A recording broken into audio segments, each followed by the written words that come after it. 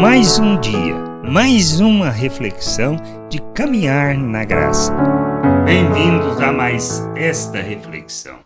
Paulo, na sua carta aos Colossenses, faz duas considerações que a gente deve levar em conta na carta que ele escreve aos Colossenses, lá no capítulo 4, versículos 5 e 6, e que a gente deve considerar para as nossas vidas, para a nossa maneira de viver, na maneira de relacionarmos, para que a gente cumpra o nosso propósito, para que andemos de modo digno da vocação. Ele diz assim: sejam sábios no modo de agir com os que são de fora e aproveitem bem o tempo, ou seja, aproveite as oportunidades.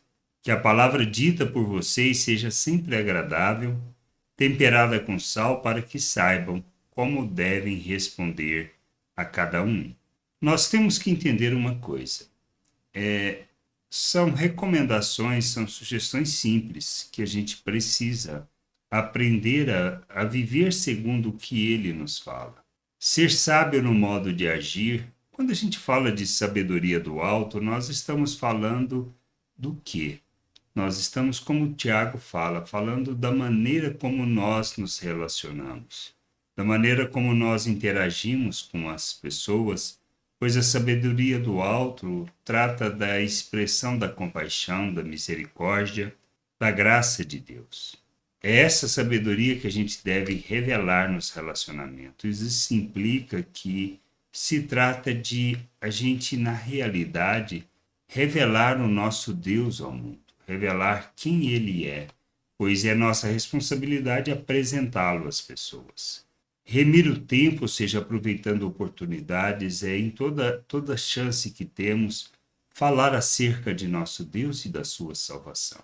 Não se trata de uma questão que, dessas palavras ditas, que a gente vá condenar as pessoas, pois não é condenando-as que a gente traz para o Evangelho, mas é apresentando.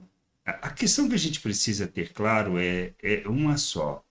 A pessoa vive nas trevas, e o que ela vive na realidade, no conhecimento que ela tem do mundo.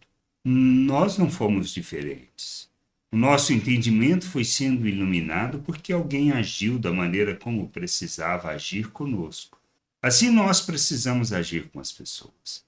Não é apontando os seus defeitos e seus pecados e a seu estado atual que elas se arrependerão e que elas mudarão de caminho. Elas mudarão porque elas conhecerão coisa melhor, porque terão seu entendimento iluminado.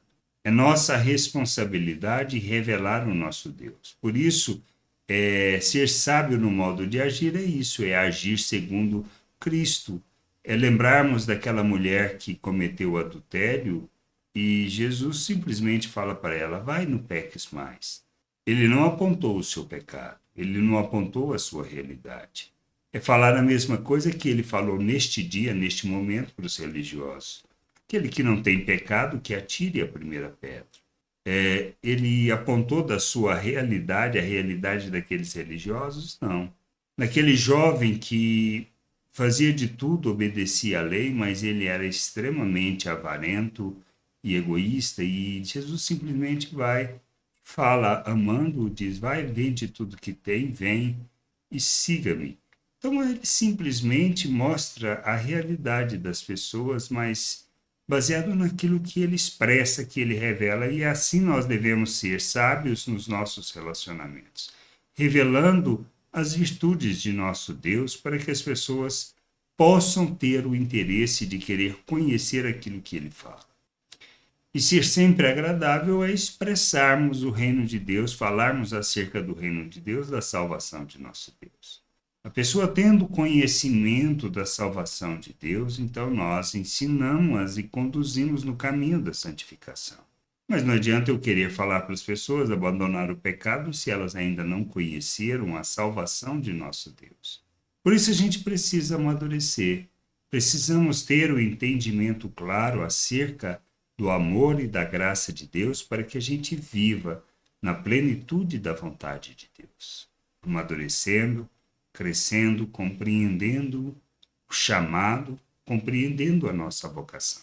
Somos chamados para isso, para revelar o Pai, revelar a sua salvação, por isso nessas duas considerações, é importante a gente sempre levar em conta ser sábio na forma de nos relacionarmos, expressando as virtudes de Deus, aproveitando cada oportunidade, e também que as nossas palavras sejam palavras agradáveis, que revelam sal, que revela maturidade, que revela compromisso com Deus, que manifesta o amor de Deus e que conduz as pessoas ao conhecimento de Deus. Que a gente entenda, compreenda estas coisas e que possamos amadurecer, crescer no Senhor e revelar o Senhor em tudo que nós fizermos. Por isso, conhecer as Escrituras é algo fundamental para as nossas vidas, para a gente rejeitar todo o ensino que traduz pensamento de homem, mas não de Deus. Que a graça de Deus possa nos educar, nos lembrar daquilo que nós somos e que o Espírito que nos conduz nós possamos aprender a ouvir e Ele que nos ajuda a lembrar da palavra do Senhor. Mas, para lembrar da palavra do Senhor, nós precisamos conhecê-la, pois só assim viveremos fundamentados nessas duas considerações que Paulo nos traz. Graça e paz sobre a tua vida. Amém. Você acabou de ouvir uma reflexão de caminhar na graça. Se você gostou, curta, compartilhe, leve esta mensagem a outras pessoas, para que elas também possam compreender e entender a vontade de Deus. E leia as Escrituras, pois ela é a base, o fundamento para você julgar tudo o que você tem lido e aprendido acerca da vontade de Deus.